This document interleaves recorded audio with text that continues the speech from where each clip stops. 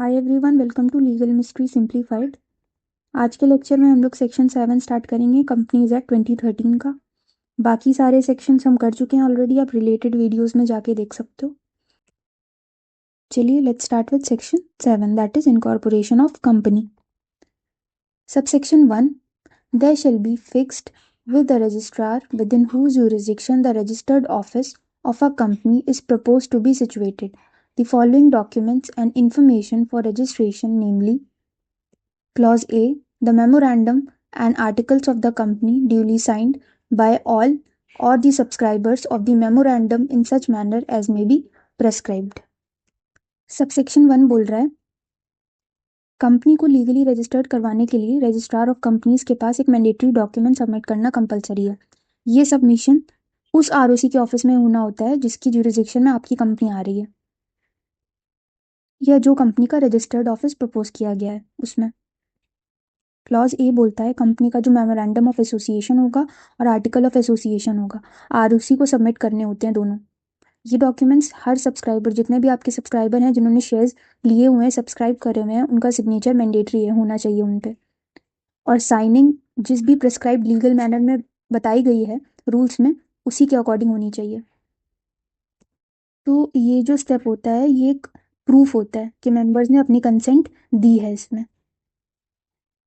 For the formation of company. Clause B,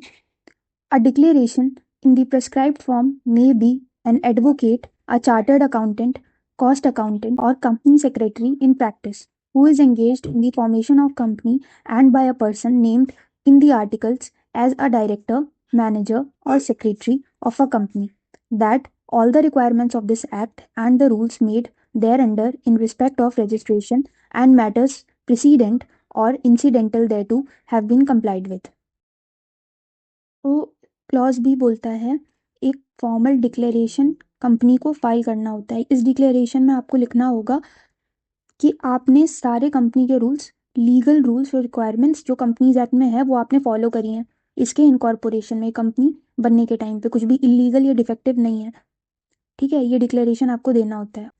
ये declaration कौन देता है? एडवोकेट, CACS, कॉस्ट अकाउंटेंट, जो फॉर्मेशन के टाइम पे इन्वॉल्व थे। कंपनी का जो प्रपोज डायरेक्टर है, मैनेजर है, सेक्रेटरी, इन सब का कंसेंट होता है उस डिक्लेरेशन पे। Clause C, a declaration from each of such subscriber to the memorandum and from a person named as the first director if any in the article that he is not convicted of any offense in connection with the promotion, formation or management of any company, or that he has not been found guilty of any fraud, misfeasance or of any breach of duty to any company under this act. Documents filed with the registrar for registration of the company contains information that is correct and complete and true to the best of his knowledge and belief. इस clause के अंदर दो category के लोगों के लिए mandatory declaration है। पहले जो सब्सक्राइबर हैं मेमोरेंडम के, और दूसरे जो प्रपोज्ड फर्स्ट डायरेक्टर्स हैं, जिनका नाम आर्टिकल्स में दिया गया है कि ये फर्स्ट डायरेक्टर्स हैं। तो डिक्लेरेशन में क्या सर्टिफाई करते हैं वो कि उन्हें पिछले 5 साल में कंपनी के फॉर्मेशन, प्रमोशन, मैनेजमेंट से रिलेटेड किसी भी ऑफेंस में कन्विक्ट नहीं किया गया है। दूसरी चीज़, वो कभी भी फ्रॉड, मिसफेसेंस, ब्रेच ऑफ ड्यूटी में भी नहीं आए हैं, अंडर प्रेजेंट या प्रीवियस कंपनी लॉ दोनों में भी। और जो कंपनी के डॉक्यूमेंट्स आरओसी के पास फाइल किए गए हैं वो उनके नॉलेज और बिलीफ के हिसाब से सब सच हैं, करेक्ट हैं, ट्रू हैं और कंप्लीट हैं। तो इस क्लॉज से क्या होता है, एक इंटीग्रिटी और ट्रांसपेरेंसी बनी रहती है जिससे ट्रूथफुल डिस्क्लोजर रहे प्रमोटर्स और फर्स्ट डायरेक्टर्स का इनकॉर्पोरेशन के टाइम पे। Clause D, the address for correspondence till it's registered office established. ये क्लॉज बोल रहा है जब तक कंपनी अपना फॉर्मल रजिस्टर्ड ऑफिस बना नहीं लेती, स्टैब्लिश नहीं कर लेती ऑफिशियली, तब तक कंपनी को एक टेम्पररी कॉरेस्पॉन्डेंस एड्रेस भी प्रोवाइड करना होता है आरओसी को, जिसपे सारे गवर्नमेंट नोटिस हो गए, लीगल कम्युनिकेशंस, ऑफिशियल लेटर्स वगैरह हैं, आरओसी के द्वारा भेजे जाते हैं उस पर। Clause E, the particulars of name including surname or family name, residential address, nationality and such other particulars of the every subscriber to the memorandum along with proof of identity as may be prescribed, and in the case of a subscriber being a body corporate, such particular may be prescribed. इस clause के अंदर हर subscriber को एक detailed personal profile ROC को submit करनी होती है, वो कंपलसरी है। इसमें आपका फुल नेम आएगा, रेजिडेंशियल एड्रेस आएगा, नेशनैलिटी आएगी और जो भी एडिशनल पर्टिकुलर्स रूल्स के हिसाब से प्रिस्क्राइब किए गए हैं वो सब आपको देने होंगे। इसके साथ में कंपनी को अपना आइडेंटिटी प्रूफ अटैच करना होता है। दूसरी चीज़, अगर सब्सक्राइबर कोई बॉडी कॉर्पोरेट है, जैसे किसी कंपनी ने आपका शेयर सब्सक्राइब किया है, लीगल एंटिटी है कोई, तो उसमें भी आपको जो प्रिस्क्राइब्ड कॉर्पोरेट के पर्टिकुलर्स हैं रूल्स में, वो आपको सबमिट करने होते हैं, जैसे उसकी registration detail. Clause F, the particulars of the person mentioned in the articles as the first directors of the company, their names including surnames or family names, the director identification number, residential address, nationality, and such other particulars including proofs of identity as may be prescribed. And जिनका भी नाम articles में first directors के तौर पे mention किया गया है, उनके सारे स्टैट्यूटरी डिटेल्स आरओसी को फाइल करना कंपलसरी होता है, जैसे उनका full name, director identification number, residential address, nationality और जो भी एडिशनल पर्टिकुलर्स रूल्स में प्रिस्क्राइब किए गए हैं वो सारे। साथ ही प्रूफ ऑफ आइडेंटिटी अटैच करना होता है। Clause ji, the particulars of the interests of a person mentioned in articles as the first directors of the company in other firms or body corporate along with their consent to act as directors of the company in such form and manner as may be prescribed. इस clause में जो भी first directors हैं उनके interest के particulars भी देने होंगे, मतलब उनका इन्वॉल्वमेंट या कनेक्शन किसी और फर्म में ना हो, बॉडी कॉर्पोरेट में ना हो, सिर्फ इसमें ही हो, और एक फॉर्मल कंसेंट भी होना चाहिए that they are interested to be directors of this company. इसका फॉर्मल कंसेंट देना मैंडेटरी है इस क्लॉज के अंदर। Subsection 2, the registrar on the basis of documents and information filed under subsection 1 shall registered all the documents and information referred to in that subsection in the register and issue a certificate of incorporation and prescribed form to the effect that the proposed company is incorporated under this act. Subsection 2 में registrar subsection 1 के under file किए गए documents और information के basis पर उन सब documents और इन्फॉर्मेशन को अपने रजिस्टर में रजिस्टर कर लेता है और एक प्रिस्क्राइब्ड फॉर्म में सर्टिफिकेट ऑफ इनकॉर्पोरेशन इशू कर देता है, जिसमें ये मेंशन होता है कि आपकी प्रपोज्ड कंपनी इस एक्ट के अंडर इनकॉर्पोरेट हो चुकी है।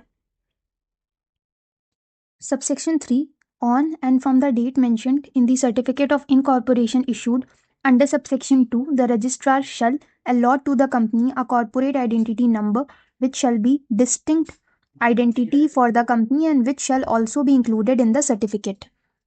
सर्टिफिकेट ऑफ इनकॉर्पोरेशन में जो डेट मेंशन होती है उसी डेट पे रजिस्ट्रार कंपनी को एक कॉर्पोरेट आइडेंटिटी नंबर दे देता है।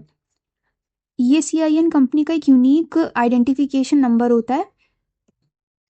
जिससे ये कंफर्मेशन मिल जाती है कि आपकी कंपनी इनकॉर्पोरेट हो चुकी है और उसको CIN नंबर मिल गया है। Subsection 4, the company shall maintain and preserve at its registered office copies of all documents and information as originally filed under subsection 1 till its dissolution under this act. Subsection 5, if any person furnishes any false or incorrect particulars on any information or suppress any material information of which he is aware in any of the documents filed with the registrar in relation to the registration of a company, he shall be liable for action under section 447. Subsection 4 में company अपने registered office पर subsection 1 के under originally file किए गए सारे documents और information की copies maintain करके रखेगी, और ये कॉपीज तब तक आपके पास होनी चाहिए जब तक आपकी कंपनी का डिसोल्यूशन नहीं हो जाता तब तक। सबसेक्शन 5 बोलता है अगर कोई पर्सन रजिस्ट्रार के पास इन्फॉर्मेशन को गलत दे देता है या इनकरेक्ट पर्टिकुलर्स दे देता है उसके बारे में, या किसी भी मटेरियल फैक्ट को छुपा लेता है जिसकी नॉलेज उसको है और जिसे बताना मैंडेटरी है, उसे सप्रेस कर लेता है, तो वो सेक्शन 447 के अंडर एक्शन के लिए लायबल हो जाएगा। Subsection 6, without prejudice to the provisions of subsection 5, where at any time after the incorporation of company it is proved that a company has been got incorporated by finishing any false or incorrect information or representation or by suppressing any material facts or information in any of the documents or declaration filed or made for incorporation such company or by any fraudulent action the promoters, the person's name, as the first director of a company and the person making declaration under clause B of subsection 1 shall each be liable for action under section 447. Subsection 6 में ये होता है, अगर company बनने के बाद कभी ये प्रूव हो जाता है कि कंपनी को फॉल्स इन्फॉर्मेशन देकर रजिस्टर करवाया गया था, इनकॉर्पोरेट कराया गया था, और या फिर किसी इंपॉर्टेंट इन्फॉर्मेशन या नॉलेज जो देनी चाहिए थी वो कंसील करी गई है, फ्रॉड के बेसिस पर रजिस्ट्रेशन करवाया गया है, तो जो प्रमोटर्स हैं,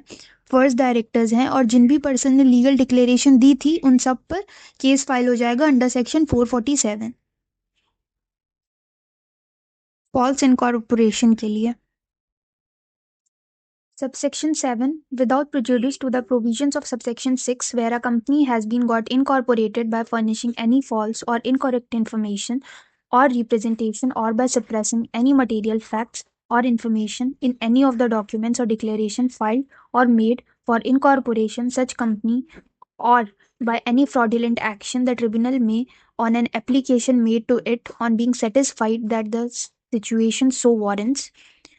Clause A, pass such orders as it may think fit for regulation of the management of the company, including changes, if any, in its memorandum and articles in public interest or in the interest of the company and its members and creditors. और ये sub section बोलता है, अगर subsection 6 में जो भी हमने देखा है उस किसी भी कंडीशन में अगर कंपनी इनकॉर्पोरेट हुई है तो ट्रिब्यूनल के पास एप्लीकेशन जाती है, और उस एप्लीकेशन से अगर ट्रिब्यूनल को लगता है कि हाँ ये जो एलिगेशंस लगाए गए हैं ये सच हैं, सेटिस्फाई होने के बाद, तो क्लॉज ए में कंपनी के मैनेजमेंट को कंट्रोल कर सकता है या रेगुलेट कर सकती है ट्रिब्यूनल. दूसरी चीज़, अगर उसे लगता है एमओए और एओए में चेंजेस करवाने हैं तो वो चेंजेस भी करवा सकती है, जिससे पब्लिक मेंबर्स और क्रेडिटर्स का इंटरेस्ट प्रोटेक्टेड रहे. पीपीटी में देखिए clause B, direct that liability of the member shall be unlimited, और Clause C, direct removal of the name of the company from the registrar of companies, or Clause D, pass an order for winding up of company. Clause E, pass such other orders as it may deem fit, provided that before making any order under this subsection, the company shall give a reasonable opportunity to be heard in the matter, and the tribunal shall take into consideration the transactions entered into by company, including obligations, if any, contracted, or payment of any liability. तो clause B के according tribunal ये भी direct कर सकती है कि company की liability क्या होगी, कंपनी के मेंबर्स की लाइबिलिटी अनलिमिटेड भी कह सकती है करने के लिए. क्लॉज सी में ट्रिब्यूनल ये भी ऑर्डर पास कर सकता है कि कंपनी का नाम रजिस्टर ऑफ कंपनी से रिमूव कर दिया जाए, और क्लॉज डी में ट्रिब्यूनल कंपनी को वाइंड अप करने का भी ऑर्डर पास कर सकता है. और क्लॉज ई के अकॉर्डिंग कोई भी ऐसा ऑर्डर पास कर सकता है जो उसे उस कंडीशन में फिट लगे, उसे उस कंडीशन में सही लगे, पर प्रोवाइडेड दैट इस सबसेक्शन के अंडर कोई भी ऑर्डर पास करने से पहले कंपनी को अपनी बात करने का रीजनेबल चांस दिया जाएगा, that is opportunity to be heard. और ट्रिब्यूनल कंपनी ने जितने भी ट्रांजैक्शन किए हैं, जो भी कंपनी के ऑब्लिगेशंस या लाइबिलिटीज जो कॉन्ट्रैक्ट या पेमेंट के थ्रू हुई थी पहले, उन सबको कंसीडर करेगा. मतलब ट्रिब्यूनल कंपनी के सारे ट्रांजैक्शंस, ऑब्लिगेशंस और पेमेंट्स जो भी थी उन सबको ध्यान में रखेगा. आज के लिए लेक्चर कंप्लीट हो गया है. अगर आपको इस लेक्चर के या किसी भी प्रीवियस लेक्चर के नोट्स चाहिए तो कमेंट करिए नोट्स, मैं आपको पीडीएफ में सारे नोट्स सीरियल वाइज प्रोवाइड करा दूंगी. If you found this lecture useful, like, subscribe my channel and hit the bell icon for all the recent updates. Thank you.